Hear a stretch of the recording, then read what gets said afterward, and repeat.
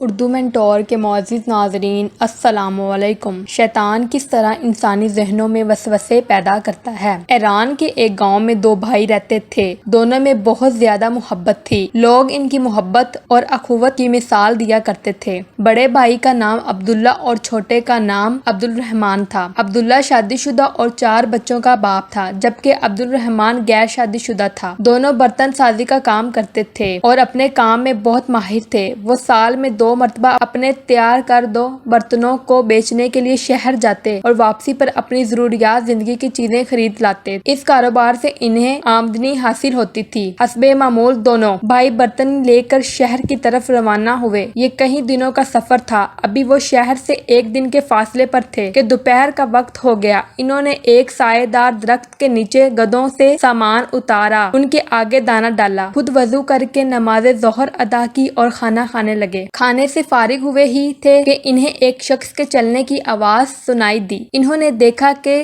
گرد و غبار میں آتا ہوا ایک شخص ان کی جانب آ رہا تھا۔ اس شخص نے قریب آ کر کہا، اے دوستو، کیا تمہیں کسی ہم سفر کی ضرورت ہے؟ بڑے بھائی نے جواب دیا، کیوں نہیں، ہم سفر کی وجہ سے سفر آسان ہو جاتا ہے۔ اجنبی ان کے پاس بیٹھ گیا اور اپنے میٹھے لہجے سے دونوں کو اپنا بنا لیا۔ کچھ دیر آرام کے بعد سفر دوبارہ شروع ہوا۔ دوران سفر اجنبی نے بڑے بھائی کو اکیلے پا کر اس سے حال و حوال پوچھا اور باتوں باتوں میں پوچھا کہ سامان بیچنے کے بعد کیا تم دونوں برابر تقسیم کرتے ہو؟ جواب میں بڑے بھائی نے کہا، ہاں، ہم ایسا ہی کرتے ہیں۔ اجنبی نے کہا، دیکھو میاں، تم بال بچوں والے ہو، تمہارا حق زیادہ بنتا ہے اور محنت میں بھی تم زیادہ شامل ہو۔ چھوٹا تو اکیلا ہے، کیا تم نے کبھی اس پہلو سے بھی سوچا ہے؟ اس طرح اجنبی نے بڑے بھائی کے دل میں وسوسہ پیدا کر دیا۔ اس نے دل میں عہد کر لیا کہ اس دفعہ وہ زیادہ حصہ لے گا۔ اجنبی نے اسی طرح موقع پا کر چھوٹے بھائی سے پوچھا، سامان بیچنے کے بعد تم دونوں برابر تقسیم کرتے ہو؟ چھوٹے بھائی نے بھی وہی جواب دیا، ہاں، ہم ایسا ہی کرتے ہیں۔